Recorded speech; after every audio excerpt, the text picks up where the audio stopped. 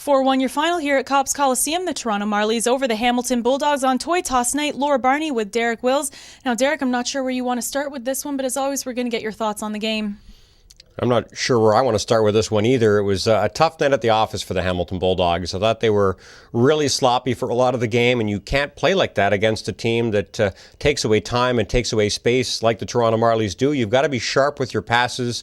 You've got to be in the right position, and you've got to make the right decisions mentally. And I don't think the Hamilton Bulldogs were on their game tonight. They seemed to struggle with that first pass. The Toronto Marlies, to their credit, really pressed them on the forecheck and took away their time and space. And if you don't make a good first pass, they're probably going to steal the puck and create something for themselves offensively. So the Hamilton Bulldogs, I think, will have to go back to the drawing board for tomorrow's game against the St. John's Ice Caps. And, you know, when you work hard enough and you do things the right way, you tend to get the bounces, and they didn't get the bounces in this game either. They didn't get the calls. Nothing seemed to go their way, but I'm glad to see they scored at least one goal and that Louis LeBlanc triggered that stuffed toy toss. That certainly is the silver lining tonight. A lot of less fortunate children in the Hamilton area, their Christmas is going to be better because of the generosity of our fans.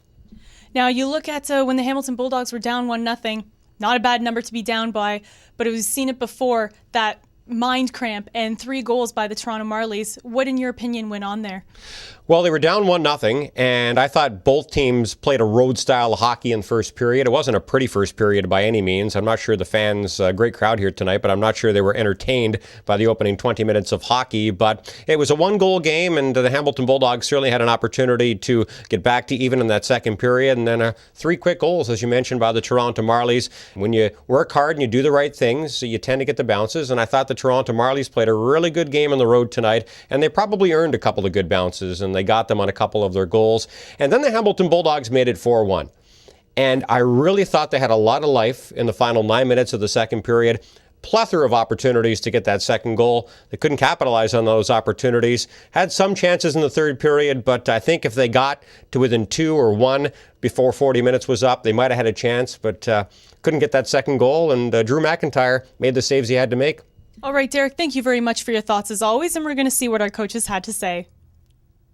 We could see, like, tonight Toronto came here and they really battle, and pretty much what we could have seen is the battle one-on-one. We lost pretty much all our battle tonight on one-on-one, and it made the big difference tonight. We didn't have any room, and we couldn't create any room because not winning those one-on-one situations. So it's hard that those nights when a team is playing really well on you, you have to find a way to create some space, and we didn't do it. We got faith in Robert, and we couldn't, move it out tonight.